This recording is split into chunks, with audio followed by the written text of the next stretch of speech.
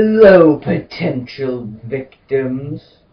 Dr. Bad Guy here to inform you of the latest evil deeds going on in this evil world of ours. Evil thing happening this week, an ongoing Marvel series entitled Deadpool Corps. To date, only 6 of the issues have been published. Now, for those of you who don't know, Deadpool is an insane mercenary who is almost unkillable thanks to his healing factor, which has left him horribly mangled and scarred. Also, he's hilarious, especially at cocktail parties. Laugh riot. Now, I won't go into his backstory because it would take too long, but suffice it to say, he is good at being evil, despite most of his stories being very good, well written, well drawn. You may be wondering, dear victim, what makes this particular story so evil if most of them are so good? Well, this story takes the idea of Deadpool having to team up with other Deadpools from various dimensions and makes it terrible, but in a bad way.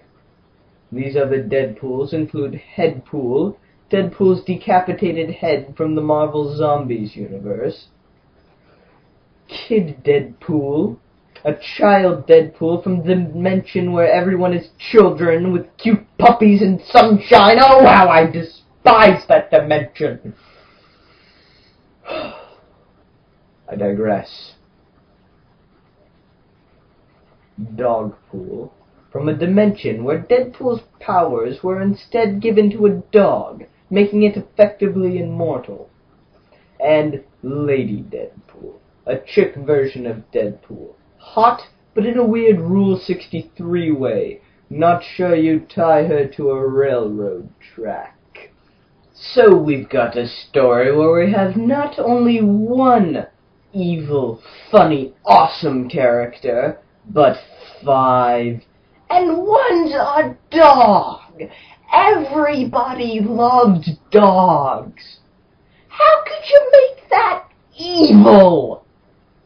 Oh God, that is horrible! And not in a good civilians yelling it in the street as your orphan-powered giant robot destroys a kitten way.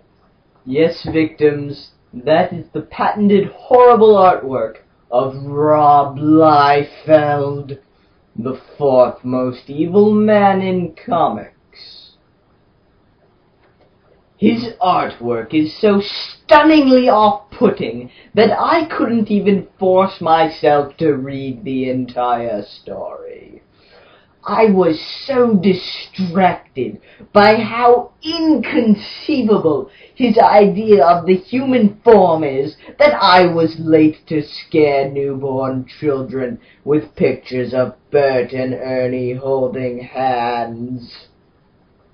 What little I did manage to read of the actual story, written by Victor Gischler, told a tale of a terrible hammy plot with characters who pop in and out of existence with little to no explanation of who they are and what their deal is.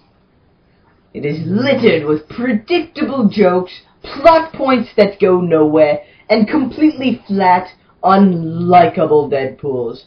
I mean, how do you do that? One of them is a dog, and one of them is a zombified head. It takes true mastery of evil to make zombies lame. You have my admiration, Gischler. Oh, wait. No, you don't. You made zombified heads awesome in Deadpool Merc with a mouth.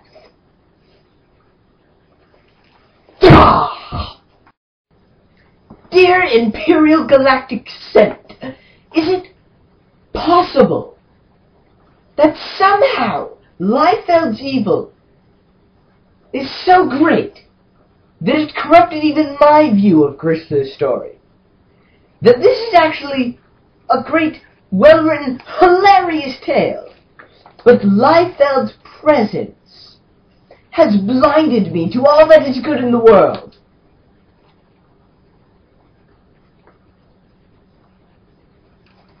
How then will I know what to hate?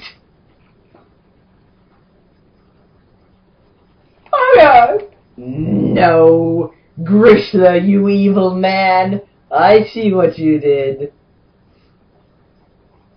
You phoned it in. Yes, you did. And I bet you got a lot of money for doing it as well. And me, never wanting to turn my back on a fellow bad doer, I did the most evil thing of all. I picked up every single issue published so far, and got everyone else to pick up every issue as well.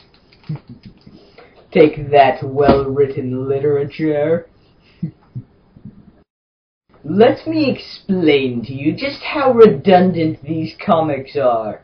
At the end of Prelude to Deadpool Corps, Deadpool has gathered his team, and some exposition is given as to why he's gathering them.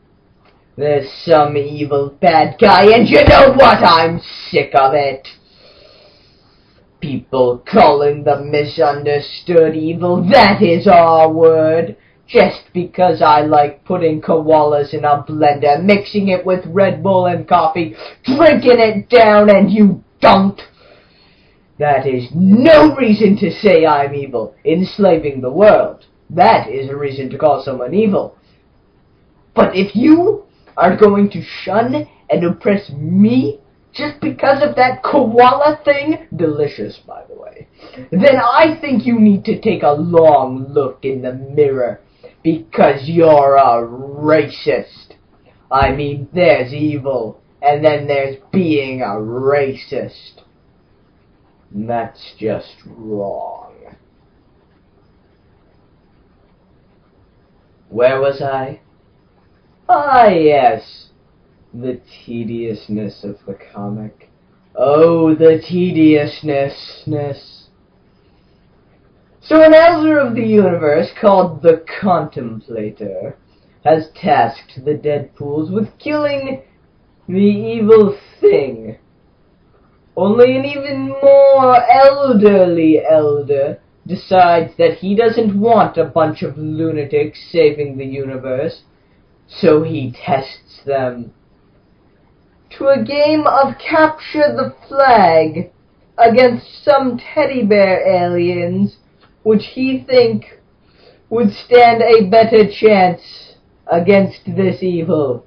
Teddy bears cannot stop evil! The Deadpools win, and the Deadpool Corps begins. Oh, and somewhere in there they got a spaceship. Issue 1 starts off by telling us that the big bad guy is some sentient cloud of space dust that eats people's minds. I could easily stop that thing with my giant orphan-powered dustbuster. I wouldn't, but I could. I've got like 5. Then another elder named Traco Slatterus challenges the Deadpools to the right to battle the evil space cloud, which is probably just condensed Fox News broadcasts, evil, mind-numbing, and yet somehow sentient. This gives me a brilliant new idea for a ray gun. The Deadpools outsmart Traco, taking his space bike and leaving him stranded on some small moon. They then go to some bar to refuel. Deadpool and Lady Deadpool get into a fight, and then they run into Traco, who was brought there thanks to another elder, the Gardener, who also wants to challenge the Deadpools to prove their worth.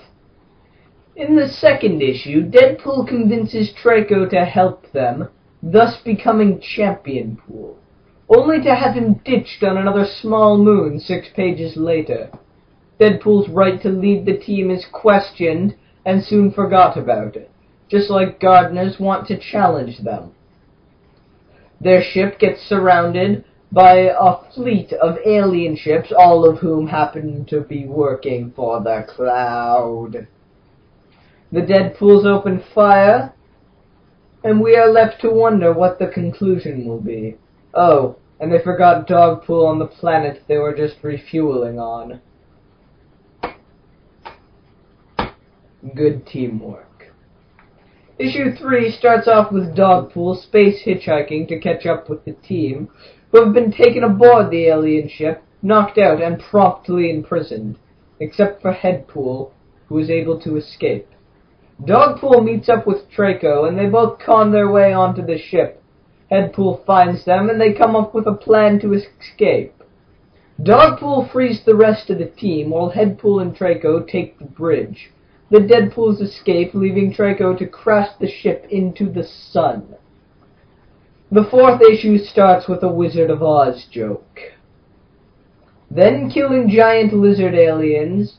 Then more giant lizard aliens are killed, all to find this giant eyeball, who gives them the name of some smuggler chick who used to be an assassin. When Deadpool finds her in a bar, they fight, the lead-up to this fight being, "Oh, we are so going to fight now. Whenever I want to fight, I just drop a woman off a bridge. Actions speak louder than words. Even every word. Even words said at a loud volume." Oh, then Deadpool and the assassin chick sleep together. She lets them borrow her spaceship, which apparently can't be seen by the cloudy thing because of space magic. Damn that space magic. In the next issue, the aliens from issue 3 are back, attacking Broken Blade's ship.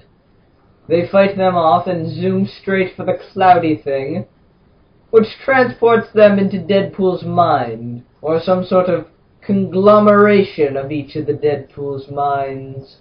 They struggle to conquer various parts of their psyche, but once again the day is saved thanks to Headpool, who's not affected by the mind transfer, but instead finds out that the cloudy thing really isn't a cloudy thing at all, but an alien with a supercomputer.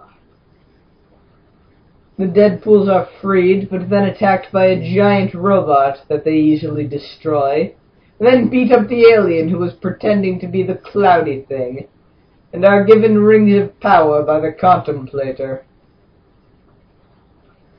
The current issue, the Deadpools are on their way home, when they are suddenly hailed by some aliens in distress, who want them to deal with space pirates, downloading their space torrents illegally.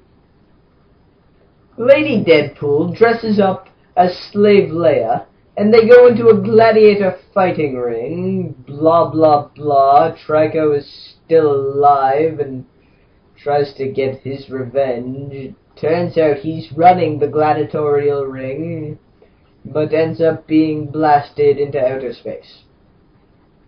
I stopped paying attention when Liefeld stopped drawing, and then the only evil committed by this comic was total narrative incoherence. And that's hardly even evil anymore.